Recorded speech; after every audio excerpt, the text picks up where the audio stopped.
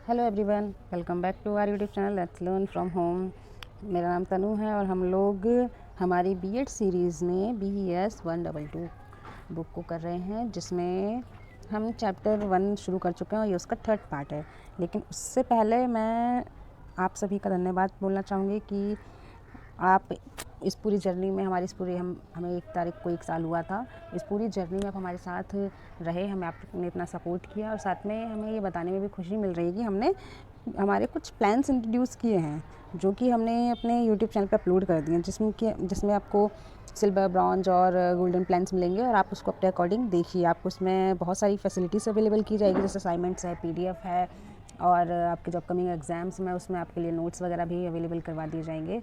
तो आप उसको देखिए एक बार और प्लीज़ जॉइन दोज प्लान्स। वो आपके बेनिफिट के लिए होंगे। तो मुझे उम्मीद है कि आप हमें जैसे आपने सपोर्ट किया ऐसे ही आगे भी सपोर्ट करते रहेंगे और हमारे उन प्लान्स को भी आप उतना ही प्यार देंगे जितने आप हमें वैसे रेगुलर में देते हैं। तो अब हम चलते हैं हमारे पार्ट की तरफ, जिससे हमारा जो थर्ड पार्ट है शुरू होता है 1.4 से संरचनाओं के मध्य अंतर संबंध। इससे पहले हम पढ़ चुके थे कि जो संरचनाएं हैं वो कितने प्रकार की हैं। अब हम उनके बीच में अंतर संबंध को पढ़ेंगे, क्योंकि हमें पता है, हम पूरे चैप्टर में यही चीज़ पढ़ते आ रहे हैं, जो भारत है वो विविधताओं से भरा हुआ है। अब वो विविधताएं बहुत तरह की विविधताएं हैं, चाहे वो भाषा के आधार पर विविधताएं हो, भौगोलिक स्थिति, जलवायु इत्यादि, या फिर जो लोगों का अपने जाति, प्रदेश, धर्म, सामाजिकता, भाषा, कल्चर आदि, इनके प्रति जो भावनात्मक लगाव है, उनके प्रति ये जो विविधता है। या फिर देखो यहाँ पे कुछ और चीज़ें भी दिखाई गई हैं विविधताओं में, जो कि सामाजिक संरचना से संबंधित हैं, जैसे जाति, वर्ग, परिवार, ग्राम समुदाय, रिश्ते, लघु पहचान इत्यादि के रूप में परिभाषित। तो ये सभी विविधताएं जो हैं भारत को जितना मजबूत और यूनिक बनाती हैं, वो कहीं ना कहीं कभी कभी वो भारत को कमज़ोर भी बना देती हैं। तो हमें वही समझना है कि ये कमज़ोर किस कारण से बना रही है, और हम इन कमज़ोरियों को, जो हमें ये पता है, हमें कारण पता है, ठीक है, और हमें ये पता है कि उस कारण से जो प्रभाव पड़ेगा, उसका वो असर किस तरीके का, तो हम उन कारणों को कम करने की कोशिश कैसे करें, वो चीज़ हम इसमें समझेंगे। और अब इस पार्ट में यही चीज़ों को देखेंगे। जैसे यहाँ पर भी बात बोली गई है, इन संरचनाओं के मध्य संबंध एक चुनौती बन चुका है। जो संरचना है, सभी संरचनाएं, चाहे वो जाति, वर्ग, धर्म हो, या जो भी सामाजिक संरचनाएं जो हम पीछे पढ़ चुके हैं, उनके बीच में जो संबंध है वो एक चुनौती के रूप में है, क्योंकि संबंध अब कमज़ोर होने लगे हैं। और इससे क्या होगा कि भारत की जो खासियत है, जो अनेकता में एकता की जो खासियत है, वो कमज़ोर पड़ने लगेगी। वो भारत के रिश्तों में, उनके सामाजिक संरचनाओं में दरार आने लगेगी। देखिए, विविधता राष्ट्रीय संस्कृति तथा आर्थिक संपन्नता को समृद्ध करती है, ये बात हमें पता है। लेकिन जब यह रुक जाती है तो राष्ट्र का अस्तित्व खतरे में आता है। क्या रुकती है? जब ये विविधता रुक जाती है, विविधता समानता के रूप में, समानता की दिशा की तरफ चलने लगती है, तब एक राष्ट्र का अस्तित्व खतरे में पड़ने लगता है। हमें ये पता है कि डिफरेंसेस जब होते हैं तो चीज़ों को बैलेंस करना इजी नहीं होता है। लेकिन जब हम ये किसी देश के बारे में बोलते हैं, तो हमें यहाँ पे चीज़ समझनी होगी, जब हम देश के बारे में बात करते हैं तो हमें चीज़ कि वहाँ पे अगर जितनी ज़्यादा डिफरेंसेस होंगे, चाहे वो कल्चरल डिफरेंसेस हो, यानी सांस्कृतिक हो, या वो आर्थिक हो, व्यावसायिक हो, वो जाति के आधार पे, वर्ग के आधार पे, धर्म के आधार पे इत्यादि, तो वो उसको एक यूनिकनेस देता है, वो उसको सपोर्ट करता है। वो पिलर्स के रूप में, पिलर्स होते हैं जो, ठीक है, उनके रूप में वो सपोर्ट करता है, उसे मजबूती देता है। लेकिन जब वो एक समान होने लग रहे हैं, यहाँ पे बात बोली गई कि जब वो एक समान होने लग रहे हैं, जब वो विविधता रुक जाती है, उस समृद्धि को बढ़ा नहीं पाती, तब ये राष्ट्र के लिए खतरे की बात होती है। स्वतंत्रता के समय हमने भारत को एक धर्मनिरपेक्ष राष्ट्र बनाने की शपथ ली थी, जो कि हमारे संविधान में बहुत अच्छे से दिखाई भी गई है कि हमारा संविधान किसी भी रूप में, किसी भी धर्म को, किसी भी सिचुएशन में सपोर्ट नहीं करता है। उसका मानना है कि धर्म राजनीति से एक अलग विषय है और हमें उसे अलग रूप में ही ट्रीट करना चाहिए, उसे राजनीति में नहीं मिलाना चाहिए। इसलिए भारत में जो धर्मनिरपेक्षता है वो आज़ादी के इतने सालों बाद भी वैसी की वैसी ही मौजूद है। क्योंकि और अगर आप ये चीज़ देखें कि बहुत सारे देश हैं जब वो आज़ाद हुए थे तो वहाँ पर बहुत सारे धर्म थे, लेकिन समय के साथ वहाँ पर एक रूपता नज़र आई है और वहाँ पे एक बहुत बड़े समुदाय ने अपने धर्म को बढ़ा लिया है, या फिर उस पूरे क्षेत्र पे वो चीज़ हमें देखने को मिलती है। लेकिन भारत के साथ ऐसा नहीं हुआ। भारत में जितने धर्म आज़ादी के समय थे, उतने धर्म आज़ादी के अभी इतने सालों बाद भी मौजूद हैं। अब यहाँ पे एक लाइन बोली गई है कि जो सामाजिक आर्थिक न्याय के रूप के ऊपर आधारित है, मतलब कि हम धर्मनिरपेक्षता तो अपनाएंगे ही, साथ में हम ये भी ध्यान देंगे कि हमें सामाजिक और आर्थिक न्याय भी लोगों को देने हैं। इससे इस क्षेत्र में हमारे बेहतर प्रयासों के बावजूद भारत संकीर्णता जैसी कई समस्याओं का सामना कर रहा है जो राष्ट्रीय एकता के लिए खतरा है। यानी कि बहुत सारी चीज़ें हैं जो नैरो होती जा रही है, जो संकीर्ण होती जा रही है, जो कि भारत की विविधता के लिए, भारत की अखंडता के लिए, उसकी यूनिकनेस के लिए काफ़ी ज़्यादा खतरनाक है। वो कहते हैं कि ठीक है, परिवर्तन हो रहे हैं, परंतु हमें सामाजिक राष्ट्रीय एकता के लिए अधिक प्रयास करने हैं जो एक मजबूत और संगठित समाज के लिए निर्णायक हो। मतलब हमें उन परिवर्तनों को जो समय के साथ हो रहे हैं, चाहे वो परिवर्तन नंबर्स में हो रहे हों, वो परिवर्तन व्यवहार में हो रहे हों, आइडियोलॉजीज़ में हो रहे हों, किसी भी तरीके से हो रहे हो, हमें उन परिवर्तनों को इस तरीके से ढालना होगा कि वो हमारे राष्ट्रीय विकास को मजबूती दे, ना कि उसे कमज़ोर बनाए। एक बात जो यहाँ पे बोली गई है, जो आज के समाज में देखने को भी मिलती है, वो है कि लोग रूढ़ जाति व्यवस्था से निकलकर जीविका आधारित वर्ग व्यवस्था की ओर गतिशील हो रहे हैं। हमने हमारे इतिहास में ये पढ़ा था कि शुरुआत में जब ये जाति व्यवस्था में देखने को मिलती है, ये पहले वर्ण व्यवस्था थी जो कि आपके कार्य पर आधारित थी। आप जो कार्य चुनते हैं, आपका वर्ण या आपकी जाति उसी तरीके से डिफाइन होती है, लेकिन बाद में इसे आपके जन्म के आधार पर बना दिया जाता है। तो अब ये चीज़ हमें दोबारा देखने को मिलती है कि अब लोगों को नहीं फ़र्क पड़ रहा है कि वो किस जाति में पैदा हुए हैं या वो क्या काम कर रहे हैं, उन्हें कि अभी उन्हें रोज़गार चाहिए। और रोज़गार उन्हें ये नहीं कि कोई व्यक्ति है जो कि ऊंची जाति से और नीचा काम नहीं कर सकता। ये चीज़ अभी हमें गाँव में मौजूद है और हमें देखने को भी मिलती है, लेकिन शहरों में ये चीज़ें ये बहुत कम देखने को मिलती है और वहाँ पर लोगों को काम आधारित व्यवस्था की ओर बढ़ रही है। अब है लोक राजनीति का उदयमान, यानी उभरता हुआ प्रतिरूप अखंडता का एक विषम रूपी यानी विभिन्न मार्ग प्रस्तुत करता है। यहाँ पे बोला गया जो हमारी लोक राजनीति है, अब वो एक अलग रूप में बढ़ रही है और वो एक भिन्न रूप प्रदान कर रही है। वो किस प्रकार है कि जो किसान जिनके पास भूमि और संपत्ति है और अच्छे उत्पादन के साधन हैं, वो लोग अब राजनीति की तरफ बढ़ रहे हैं। वो लोग पूंजी बाजार, मुद्रा, शिक्षा तथा प्रतियोगी राजनीति के माध्यम से क्षेत्रीय राजनीति की ओर बढ़ रहे हैं। और जो भूमिहीन किसान या मजदूरों का एक अन्य समूह है, वो निचले स्तर से लगातार जुड़ा हुआ है। वो जो स्तर है, वो जो समाज वो विस्तृत है, काफ़ी बड़ा स्तर है। अंततः यह सभी को अनुभूति करना है, यानी कि रियलाइजेशन है पदार्थ जो बिना सहनशीलता, सहानुभूति और बुद्धि के पास पहुंचता है, मिट्टी में परिवर्तित हो सकता है। यहाँ पे एक तरीके का स्टेटमेंट दिया गया, इसमें ये बात बताई गई है कि जब हम किसी कार्य को या हम कुछ ऐसी चीज़ें करते हैं जिसमें सहनशीलता नहीं है, जो सहानुभूति नहीं रखता है, या उसके बावजूद वो पदार्थ को प्राप्त कर लेता है, तो वो कुछ नहीं है, वो मिट्टी के समान ही है। वो परिवर्तन मिट्टी के समान है। अगर उसमें आपके पास समझ नहीं होगी, आपके पास सहानुभूति नहीं होगी, सहनशीलता नहीं होगी, जैसा कि अक्सर हम ये डायलॉग सुनते हुए लोगों से सुनते हैं, चाहे बड़े बूढ़े हो या किसी से भी, कि जो आज का समाज है, जो आज का युवा वर्ग है, वो बहुत ज़्यादा सहानुभूति नहीं रखता है किसी के प्रति। वो अपने फ़ायदे को सोचता है। अपने फ़ायदे को सोचना सही है, लेकिन किसी के प्रति सहानुभूति ना रखना वो गलत है। वहाँ पे यही बात समझाई गई है। अब यहाँ पर है कुछ क्वेश्चंस जिसे हम देख लेते हैं, डिस्कस कर लेते हैं। तो पिछले 4 क्वेश्चंस तो हमने पिछली वीडियोस में डिस्कशन कर लिया था। अब नंबर 5 से है, भारत की जनसंख्या किस प्रकार से स्तरीकृत है। यहाँ पे बताना है कि जो भारत की जनसंख्या है वो किस प्रकार से बढ़ी है, उसका स्तरीकरण किस प्रकार से हुआ है। अब नेक्स्ट क्वेश्चन है, सामाजिक संरचनाओं के मध्य अंतर संबंध क्यों आवश्यक है। ये चीज़ हम समझ चुके हैं कि अगर सामाजिक संरचनाओं के मध्य अंतर संबंध नहीं होंगे तो इनके बीच में जो गैप है वो अभी इतना होगा कि हमें नज़र नहीं आ रहा, लेकिन धीरे धीरे वो बढ़ता जाएगा, फिर वो एक खाई के रूप में बढ़ जाएगा और फिर उन्हें कम करना शायद मुश्किल हो जाए। और अगर ये गैप बढ़ गया तो हमें बहुत सारे कन्फ्लिक्ट देखने को मिलेंगे, और जो कि भारत की अखंडता के लिए, भारत की सुरक्षा के लिए, आंतरिक सुरक्षा के लिए स्पेशली बहुत खतरनाक है। इसलिए हमें जितनी भी सामाजिक संरचना है उनके बीच में अंतर संबंध को रखना होगा, उनके बीच में रिश्तों को मजबूत करना होगा। नेक्स्ट क्वेश्चन, भारत में सामाजिक संरचनाओं के मध्य संबंध कमजोर क्यों किया जा रहा है। यहाँ पर क्वेश्चन है क्यों किया जा रहा है, ना कि क्यों हो रहा है। तो देखिए, बहुत से ऐसे कारक हैं जो कि इन संबंधों के बीच में इन संरचनाओं के बीच में जो संबंध है उन्हें कमज़ोर करने की कोशिश करते हैं, चाहे वो इंटरनेशनल हो, चाहे वो इंटरनल हो, एक्सटर्नल हो या इंटरनल हो।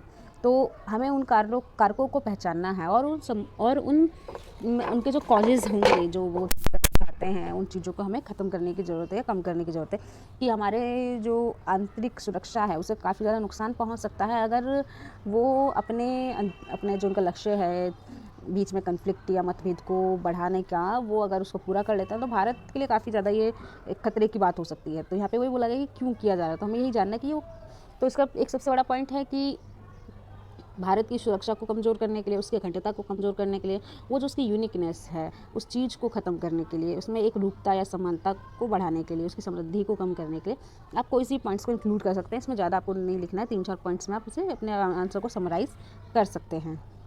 नेक्स्ट पॉइंट हमारा या टॉपिक है राष्ट्रीय विकास के संदर्भ में भारतीय समाज की समस्याएं। तो हमें जानना है कि राष्ट्रीय विकास में भारतीय समाज मतलब राष्ट्रीय विकास के समय या उसके संदर्भ में भारतीय समाज की समस्याएं है क्या। तो देखिए, भारतीय समाज विशाल विविधताओं असमानताओं के साथ, इसमें विविधता है और असमानता है, ठीक है, उसके बावजूद वो मजबूत सामाजिक सांस्कृतिक परंपराओं तथा जाति वर्ग तथा लिंग आधारित घोर भेदभावपूर्ण इतिहास के साथ इतिहास के साथ बहुत पुराना है। मतलब कि देखिए, आप यहाँ पे एक ही स्टेटमेंट में या एक ही लाइन में दो बातें कंपेयर करके बोल दी गई हैं। पहला कि इसमें विविधता है, इसमें असमानता है, यहाँ पे सांस्कृतिक परंपरा जाति वर्ग इत्यादि जो है मजबूत हैं, लेकिन ये साथ में हम यहाँ देखते हैं कि इनका जो इतिहास रहा है वो काफ़ी भेदभावपूर्ण रहा है। तो इसका जो सबसे बड़ा एग्जाम्पल हम ले सकते हैं जाति व्यवस्था है। तो जाति व्यवस्था किस प्रकार से समाज को कमज़ोर करने का काम कर रही थी, और अब ये समय में मतलब शहरी क्षेत्र में ये चीज़ें कम देखने को मिलती है, गांव में भी मौजूद है और हम इन चीज़ों को नेगलेक्ट नहीं कर सकते, लेकिन जब हम शहर की बात करें तो ये चीज़ें कम देखने को मिलती है। हमने ऊपर पढ़ा अभी कि अभी भी लोग जो है वो अब लोग जो लोग हैं वो जाति व्यवस्था से बाहर आकर वो अब कार्य मतलब अपने कर्म आधारित मतलब उनको जो काम मिल रहा है उस वर्ग व्यवस्था की तरफ बढ़ रहे हैं। तो ये चीज़ हमें शहरों में देखने को तो मिल जाती है, लेकिन ये चीज़ अभी भी गांव में बहुत सारे भारतीय गांव ऐसे हैं जो कि अपनी व्यवस्थाओं को अपनी परंपराओं को बदलना नहीं पसंद करते हैं। उनका मानना है कि हमारी जो संस्कृति है वो ख़त्म हो सकती है। ऐसे ही यहाँ पे भी ये बात बोली गई है इस स्टेटमेंट में कि जो हमारा इतिहास रहा है वो ग्लोरियस है, ठीक है, बहुत ही ग्लोरियस इतिहास है, लेकिन उस ग्लोरी, उस चमक पर, उस चीज़ पर एक जो दाग के रूप में हमें नज़र आता है वो आता है भेदभाव, और वो हमें हर समाज में देखने को मिलता है। ये भारत के हर समाज में मौजूद भी है। देखिए यहाँ पे वो बोला गया यद्यपि भारत को सांस्कृतिक रूप से संपन्न भी बनाते हैं, क्योंकि यहाँ पे क्या है, भाषा, आदत, रीति रिवाज, इन सब में भिन्नता है, लेकिन यह विविधता राष्ट्रीय विकास की समस्या को उत्पन्न करती है। वो किस तरीके से, वो इस तरीके से कि लोग जाति वर्ग भाषा धर्म के आधार पर आपस में लड़ते हैं। और ये हमें हमारे आज़ादी के समय से ही, क्योंकि आपको पता ही है जो हमें आज़ादी प्राप्त हुई है हमें उसके लिए एक बहुत भारी भरकम एक रकम चुकानी पड़ी, और वो क्या थी कि हमें भारत का एक बड़ा हिस्सा, बल्कि दो बड़े हिस्से भारत से अलग करने पड़े, पाकिस्तान और बांग्लादेश के रूप में। और वो किसके आधार पर हुआ, वो धर्म के आधार पर बंटवारा किया गया। तो वो जो बीज उस टाइम पर बो दिया गया था वो अभी भी समय समय पर हमें वो देखने को मिल जाता है, और वो धीरे धीरे सामने लोगों के आ जाता है। तो यही कारण है कि आपके पास ग्लोरी तो है, लेकिन उस ग्लोरी पे जो दाग लगता है वो भेदभाव से है, और या फिर वो कन्फ्लिक्ट जो बार बार आते रहते हैं आपस में लोगों के बीच में, उनसे वो दाग उस पर लगने लगता है।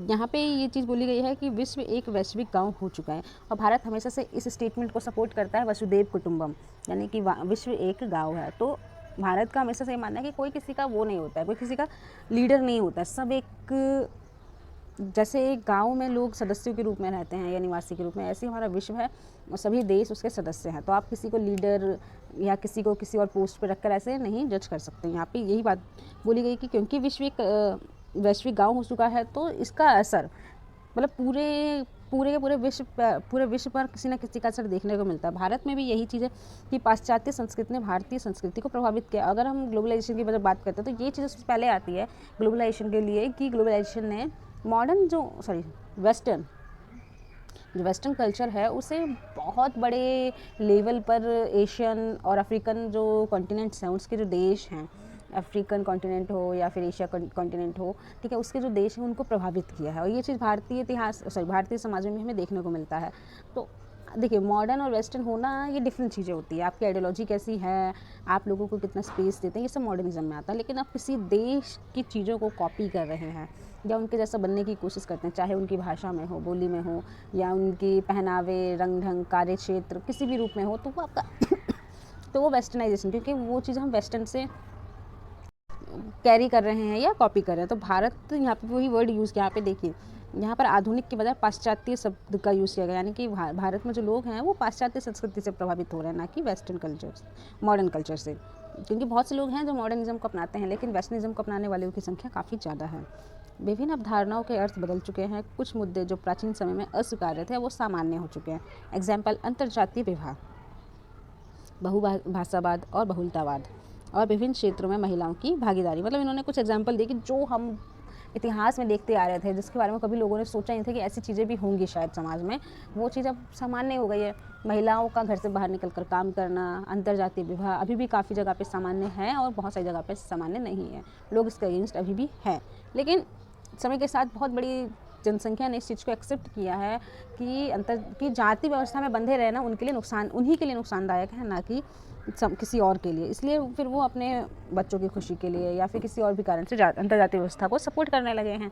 इसी तरीके से महिलाओं का जाकर काम करना, बाहर जाकर काम करना, बहुभाषावाद, बहुलतावाद इत्यादि जो क्षेत्र हैं, यहाँ पर लोग बहुत सामान्य हो गए हैं। अब लोगों को ये कोई नई बात नहीं लगती, स्पेशली जो जनरेशन्स जो बढ़ रही है उनके लिए, क्योंकि ये चीज़ कॉन्सेप्ट नया है, उन्होंने कभी देखा ही नहीं भेदभाव जैसी चीज़ें होती ही क्या है। जैसे मैं जब स्कूल में थी तो मेरे स्कूल में ऐसा कुछ कॉन्सेप्ट था ही नहीं कि आपको इसके साथ बैठना नहीं है, इसके साथ खाना नहीं है। तो ये चीज़ें हमने कभी अपने दिमाग में लाई नहीं, क्योंकि हमें इसके बारे में पता ही नहीं था ऐसी चीज़ें कि आपको किसी भी इंसान के साथ भेदभाव करना है, वो भी इसलिए क्योंकि वो इस पर्टिकुलर किसी जाति से, मतलब किसी पर्टिकुलर जाति से बिलोंग करता है। और हमें उस समय जाति व्यवस्था इन सब चीज़ों के बारे में पता भी नहीं था।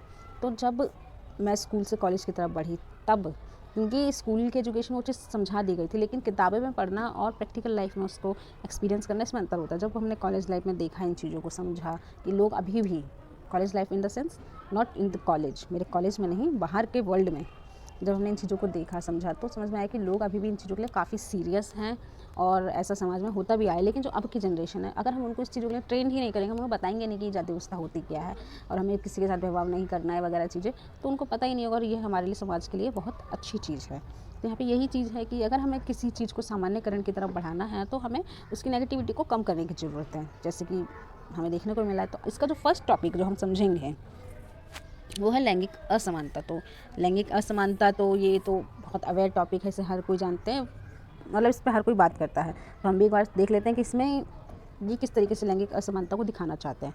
देखिए, लैंगिक असमानता का अर्थ है व्यक्ति के लिंग के आधार पर असमान व्यवहार, अवधारणा इत्यादि, ये सब लैंगिक असमानता कहलाती है। यह विभिन्नता सामाजिक रूप से निर्मित लैंगिक भूमिका के साथ गुणसूत्र, मस्तिष्क संरचना तथा हार्मोन संबंधी विभिन्नता के माध्यम से जैविक रूप से उत्पन्न होती है। मतलब यहाँ पर लैंगिक समानता का इन्होंने दो तरीके से एक्सप्लेनेशन दिया है। पहला फिजिकल, क्या है, बायोलॉजिकल जिसे हम कह सकते हैं, उसकी शारीरिक संरचना कैसी है, उसका मस्तिष्क का उसकी संरचना या उसके गुणसूत्र, हार्मोन संबंधी चीज़ें, तो ये था बायोलॉजिकल चेंज। और अब यहाँ पे बोला गया है कि समाज ने उसे किस तरीके से अपनाया है, उस बदलाव को किस तरीके से अपनाया है, मतलब सॉरी, उस भिन्नता को किस तरीके से देखा है, वो है एक सोशल कॉज, उसका एक सोशल कारण है उसका, या सोशल बिहेवियर है।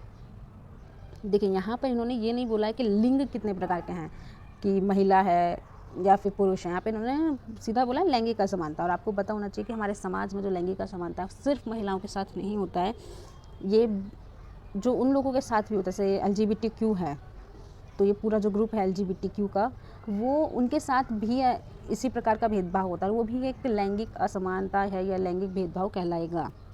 तो आपको सिर्फ अपनी सोच को दो लिंग के प्रति या दो स्त्री या पुरुष के प्रति नहीं रखना, आपको रखना कि ये जो लैंगिक भेदभाव है वो बहुत बड़े लेवल पर होता है, और उसमें सिर्फ दो लोगों को या दो ग्रुप को शामिल करना सही बात नहीं है। देखिए, अब यहाँ पे बोला गया है कि अब यहाँ पे थोड़ा सा उस चीज़ को नैरो करते हैं या फिर उस चीज़ को समझाते हैं कि लैंगिक असमानता बालिकाओं तथा महिलाओं के प्रति हीन दृष्टिकोण, भेदभाव तथा पूर्वाग्रह है। तो हमें बताइए बात, और फिर यहाँ पे वो चीज़ बताइए कि किस प्रकार से भारत में बहुत लंबे समय से प्राचीन इतिहास में ये चीज़ कम देखने को मिलती है, लेकिन मध्य भारत आते आते या मध्य भारत के बाद हम ये जो असमानता है उसे हम काफ़ी बड़े स्तर पर देखते हैं, और वो चीज़ आज के समय में जो हमारा आधुनिक भारत है उसमें भी देखने को मिलता है। फिर चाहे वो स्वास्थ्य, शिक्षा, आर्थिक, राजनीति किसी भी आधार पर हो, ये भेदभाव देखने को मिलता है। फिर यहाँ पे ये बात बताई गई है कि लैंगिक असमानता और इसके सामाजिक कारणों से भारत में लिंग अनुपात, महिलाओं के स्वास्थ्य पर आजीवन, उनकी शैक्षिक प्राप्ति, आर्थिक स्थिति पर प्रभाव रहा है। ऑफकोर्स अगर महिलाओं की शादी कम उम्र में कर दी जाएगी और उनको कम उम्र में माँ बनने के लिए फोर्स किया जाएगा, तो उनके और उनके आने वाले एक नए बेबी के लिए भी उसके जीवन पर काफ़ी प्रभाव पड़ेगा और नेगेटिव ही होगा, क्योंकि उसकी उम्र अभी खुद उतनी नहीं है, वो मेंटल तो छोड़िए, वो फिजिकली उस चीज़ के लिए रेडी नहीं है, तो फिर इसका असर तो पड़ेगा ही। फिर इसके कारण क्या है कि अगर मैंने शादी का एक एग्जांपल लिया, ठीक है, तो फिर उसको अपनी शिक्षा छोड़नी पड़ेगी, क्योंकि भारत में अभी भी बहुत बड़ा समाज या तबका ऐसा है जो कि मानता है कि अगर किसी महिला की या लड़की की शादी कर दी जाती है तो उसका एजुकेशन इम्पोर्टेंट नहीं रहता, उसको शादी के बाद पढ़ने की ज़रूरत नहीं है। मैं ये नहीं कह रही हूँ कि सब ऐसा करते हैं, लेकिन बहुत बड़ा जो तबका है वो अभी भी इसी सोच को आगे बढ़ाता है, और वो अपनी बेटियों की शिक्षा से ज़्यादा उनके दहेज के लिए संभालता है या उनको उस चीज़ के लिए प्रिपेयर रखता है या होने के लिए कहता है। फिर ऐसे ही है कि आर्थिक स्थिति, ऑफ कोर्स अगर वो एजुकेटेड नहीं होगी तो अपने वो फाइनेंशियल राइट्स को नहीं जान पाएगी, वो जान ही नहीं पाएगी कि आपको फाइनेंशियल स्टेबलिस्ट कैसे होना है। अगर आपके पति या कोई भी ऐसा जिस पर आप निर्भर है, अगर वो नहीं रहते हैं तो आपको अपने जीविका किस प्रकार से चलानी होगी, अपना जीवन किस प्रकार से जीना होगा, तो उनको जब पता ही नहीं होगा तो उनका शोषण तो बहुत आराम से किया जा सकता है या होता भी है। तो यहीं पे एक चीज़ बताई गई कि असमानता के जो रूप हैं वो कई तरह के, कुछ एग्जांपल्स यहाँ बताए गए हैं, लेकिन भारत में जो भेदभाव है काफ़ी ज़्यादा देखने को मिलता है। जैसे यहाँ पे 2011 की रिपोर्ट बताई गई है कि 2011 में विश्व आर्थिक मंच, वर्ल्ड इकोनॉमिक फोरम द्वारा जारी एक वैश्विक लैंगिक अंतर report, global gender gap report के अनुसार 135 देशों में भारत का लैंगिक अंतर सूचकांक, जेंडर गैप इंडेक्स 113 था 2011 में, ठीक है। उसके बाद 2013 में ये हुआ है 105, मतलब फिर उन्होंने काफ़ी इम्प्रूवमेंट की अपनी और ये 105 तक आए। और अब हम इसको देखेंगे अभी के समय में, तो ये है कि 2020 में ये 112 था और 2021 में ये 156 देशों में 140 ही रह गया, यानी कि मतलब देश भी जोड़े गए हैं समय के साथ, लेकिन इनका जो आप भारत का जो देख रहे हैं कि भारत में महिलाओं के प्रति जो भेदभाव है उसमें भारत की स्थिति क्या है, तो भारत अपने आप को 100 के अंदर भी नहीं ला पा रहा है, क्योंकि जो महिलाओं के प्रति जो लोगों की सोच है काफ़ी हद तक तो बदली है, लेकिन पूरी तरीके से नहीं बदली है। लोग उस चीज़ को, उस बदलाव को अभी भी एक्सेप्ट नहीं करते हैं। तो इस स्टीरियोटाइप को हमें बदलने की ज़रूरत है। और कभी कभी आप बोलते ज़रूर हैं कि हाँ हम इनके बदलाव को एक्सेप्ट करते हैं, लेकिन जब वो बदलाव सामने आता है तो शायद लोग उसको नकार देते हैं।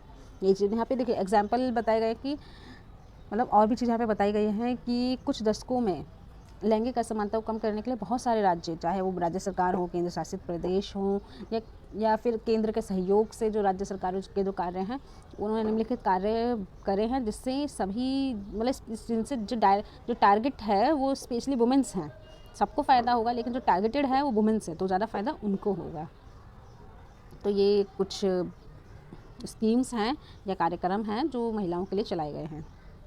अब इसके अलावा अब हम पढ़ेंगे 1.5.2 राष्ट्र की धर्मनिरपेक्ष स्थिति को कायम रखने की समस्या। भारत में जो समस्याएं हम आए दिन देखते हैं उसमें से बहुत बड़ी है कि भारत ने अपने आप को ऑफिशियली सेकुलर स्टेट के रूप में या सेकुलर कंट्री के रूप में घोषित कर रखा है, लेकिन क्या ये अपने अर्थों में सच में ये सेकुलर है या नहीं? अगर है तो जो इसमें आए दिन जो कॉन्फ्लिक्ट्स देखने को मिल रहे हैं, चाहे वो किसी भी कारण से हो या चाहे इसके कारक कोई भी हो, वो कैसे इसकी स्थिति को कमज़ोर करना है या फिर अपने आप को सेकुलर होना किस प्रकार से एक समस्या का कारण बन पा रहा है, उसको अपने आप को सेकुलर रखना उसके लिए किस प्रकार उसके सामने किस प्रकार की समस्या आ रही है। देखिए, भारत जाति, धर्म, भाषा, आस्था आदि के रूप में विविधताओं की भूमि है।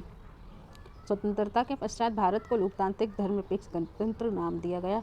लोकतंत्र तथा धर्मनिरपेक्षता की धारणा का प्रारंभ विविधता तथा विभिन्नताओं में एकता को मजबूत करने के लिए, राष्ट्र की अखंडता को अक्षुण्ण रखने के लिए किया गया। धर्मनिरपेक्ष का अर्थ राज्य सभी धर्मों से स्वतंत्र है। एक धर्मनिरपेक्ष राष्ट्र सभी धर्मों से समान व्यवहार करता है और किसी धर्म में हस्तक्षेप नहीं करता है, ना ही उसे बढ़ावा देगा। मतलब राज्य की तरफ से कभी भी किसी धर्म को ना ही बढ़ावा दिया जाएगा, ना ही उसके धार्मिक मामलों में हस्तक्षेप किया जाएगा अनटिल, यहाँ पे एक बात नहीं लिखी गई लेकिन अब हमारी जो समय के साथ जो समझ बन गई, वहाँ पे बोला गया कि ये ऐसा कब तक होगा, जब तक कि वो समाज के किसी खास वर्ग को प्रभावित नहीं करता है। एग्जाम्पल के लिए अगर हम 3 तलाक की बात करते हैं तो मुस्लिम पर्सनल लॉ बोर्ड ये मानता है कि उसके धार्मिक मामलों में, उसके आंतरिक मामलों में सरकार द्वारा हस्तक्षेप किया गया है।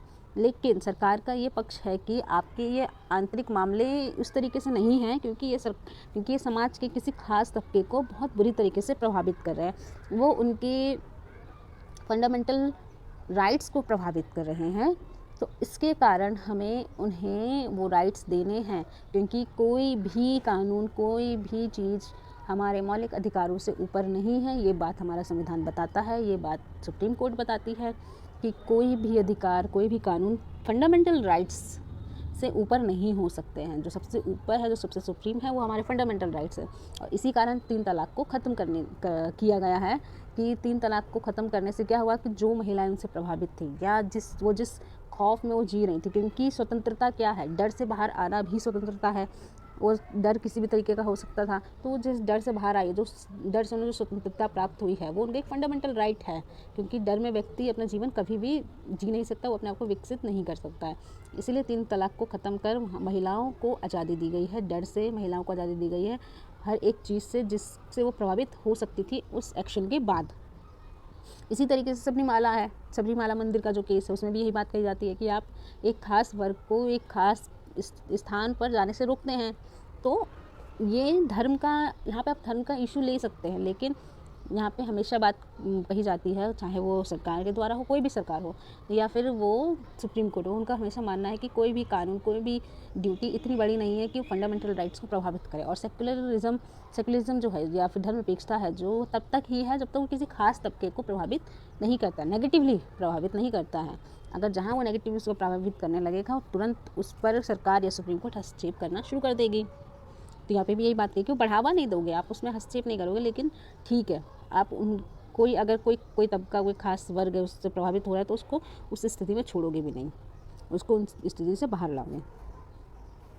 लोकतांत्रिक बहुलतावाद के मूल आदर्श न्याय, स्वतंत्रता, समानता तथा बंधुता है, जो भारतीय संविधान द्वारा कायम है। अन्य शब्दों में भारत में अंतर सांस्कृतिक शिक्षा संबंधित 5 सिद्धांत हैं। तो 5 सिद्धांत कुछ इस प्रकार है।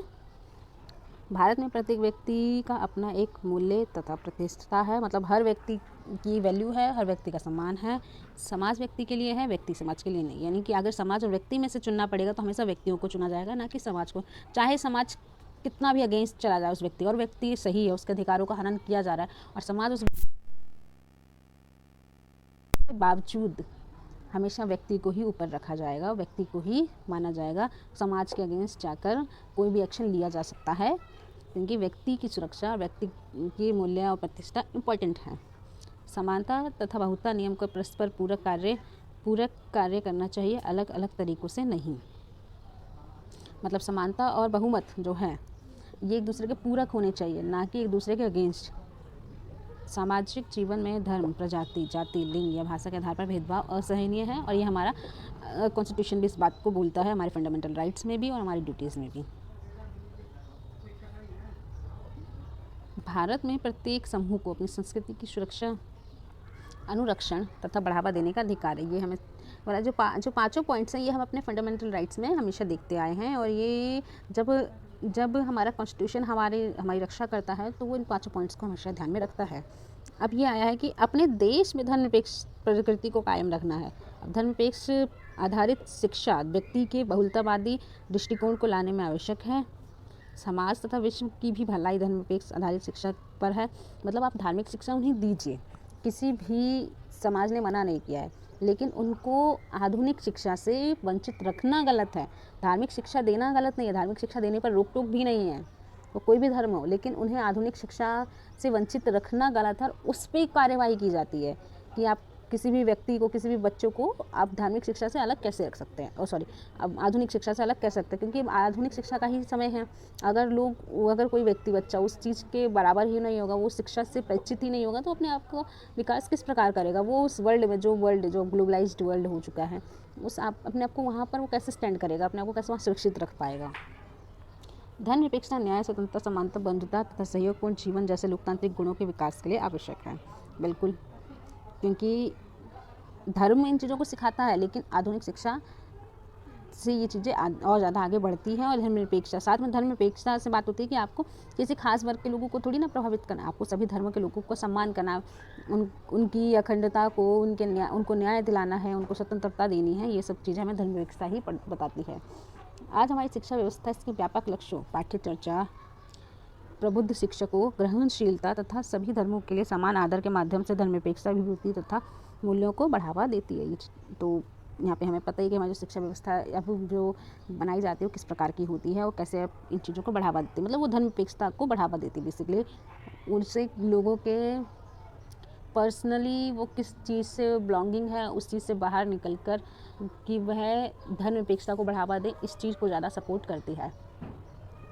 अंत में हम सभी का उत्तरदायी है धर्मनिरपेक्ष राष्ट्र को कायम रखने के लिए हमारे पास स्वस्थ उपागम होने चाहिए, यानी कि आइडियाज़ या तरीके। अब देखिए, ये है हमारा क्वेश्चन नंबर 8 से शुरू होता है। लैंगिक असमानता को परिभाषित कीजिए। तो हम ये पढ़ चुके हैं और उसमें बहुत अच्छी परिभाषा भी दी गई है। नेक्स्ट क्वेश्चन है, भारत में अंतर सांस्कृतिक शिक्षा कौन से मौलिक सिद्धांतों पर आधारित होनी चाहिए? तो अभी हमने ये 5 जो सिद्धांत पढ़े हैं वो यही सिद्धांत है और हमें इस आंसर में यही लिखना है। अब है लोकतांत्रिक सिद्धांतों का समर्थन। तो ये अब हम पढ़ेंगे हमारे नेक्स्ट वीडियो में। अभी तक यहीं पर हम देखेंगे और मैं आपको फिर से थैंक यू बोलना चाहती हूँ। और साथ में हमें उम्मीद है कि आप हमारे हमने जो नए प्लान्स इंट्रोड्यूस किए हैं, जिसमें सिर्फ आपको ही उसमें बेनिफिशियल रखा गया है कि आपको हर तरीके से फ़ायदा हो, तो आप उसे एक बार ज़रूर देखेंगे और उसमें आप उसके मेंबर बनेंगे। वो जो मेंबरशिप प्रोग्राम है वो आपके फ़ायदे के लिए ही है, इसमें आपको काफ़ी सारा फ़ायदा मिलेगा। आप ज़रूर से देखिए वीडियो को और साथ में आप हमारे चैनल को सब्सक्राइब कीजिए अगर आप नए हैं तो, और प्लीज़ सभी के साथ शेयर ज़रूर कीजिए। सबको बताइए कि हम जो नई सीरीज़, चाहे बीएड हो, पॉलिटिकल साइंस हो, अब हिस्ट्री की भी हम इंट्रोड्यूस करने वाले हैं जल्दी, और हम और भी अन्य सब्जेक्ट्स हैं जो उन सबको इंट्रोड्यूस करने वाले हैं, तो वो लोगों को पता हो और आप जिनको जानते हो, जिन्हें हेल्प की ज़रूरत हो, तो आप उन्हें ज़रूर शेयर कीजिए। Please like our video and आपको कोई भी इशू है तो आप हमें कमेंट कर सकते हैं कमेंट सेक्शन में। आपको उसका PDF टेलीग्राम पर मिल जाएगा, तो आप हमें टेलीग्राम पर भी फॉलो कीजिए। और थैंक यू, मिलते हैं नेक्स्ट वीडियो में।